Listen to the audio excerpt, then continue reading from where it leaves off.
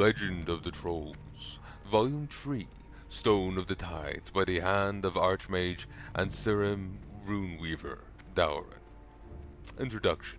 The ancient Gurubashi Empire was a source of many fascinating and intriguing legends that can be no doubt traced to their environs, as examinations of their belief systems and societal practices have pointed to a great reverence of their natural surroundings. While I have delved into many aspects of their snake worship in previous volumes of this study, I put forth here an examination of Troll's interesting and unique relationship with the sea, the Great Sea. The Gurubashi Empire was surrounded on three sides by the sea, as it, as it comes as so it comes as little surprise that water would figure prominently as an aspect of their society. All the trolls were able to roam and control the large areas of their jungle empire. The sea eluded them.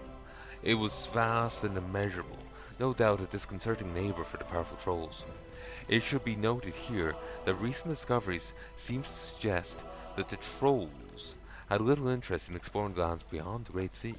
While troll species have been encountered along the length and breadth of Azeroth, Cosmodan, and Orderon. Azeroth here meaning Stormwind.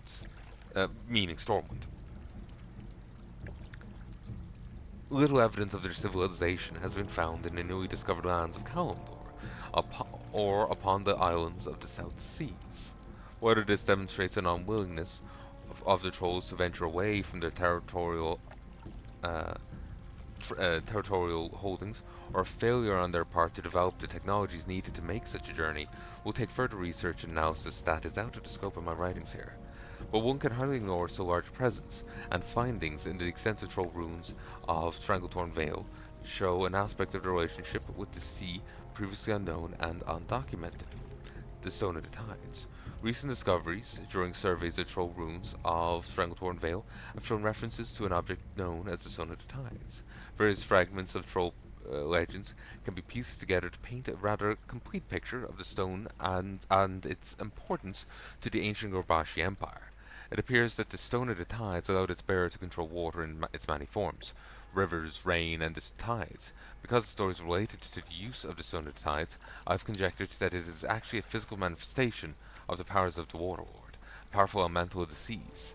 How and why such an object would leave the Water Lord's control and fall into the hands of the trolls is another question that is beyond the scope of my knowledge. The Tide Bearer. Like the movements of the eponymous tides, the Stone of the Tides entered the world of the trolls and departed, never constantly staying in the hands of trolls for longer than a generation at a time.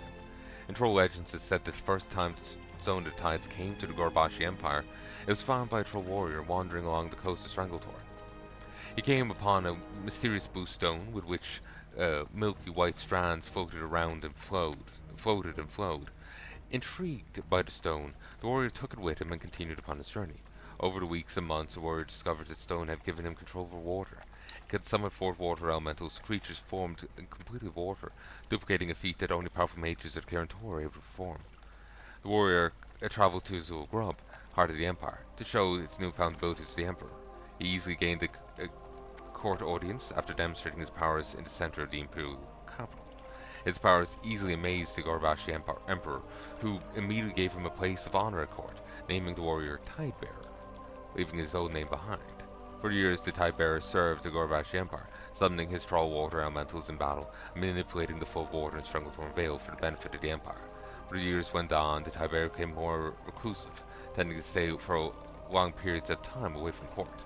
Tidebearer was hiding a secret from the prying eyes at court. Abilities granted to him by the Stone of the Tides also came with a curse. As the years passed, the Tidebearer was fading away. With each coming and going of the tides, the Tidebearer became less of himself, losing his corporeal form, pulsing in and out of existence, until his dying days he traveled to the beach where he first found the stone and walked into the sea, disappearing for the last time. Generations later, the Stone of the Tides washed upon the shores of Stranglethorn, and another Tidebearer was chosen. As the troll brought the stone to the Zul Grub, so the process continued for generations. The stone appearing with the tide, and the Tidebearer leaving into the tide. Modern day accounts of the Stone of Tides have appeared from place to place, but must still wonder why an object of such power would appear with such regularity, and by whose design.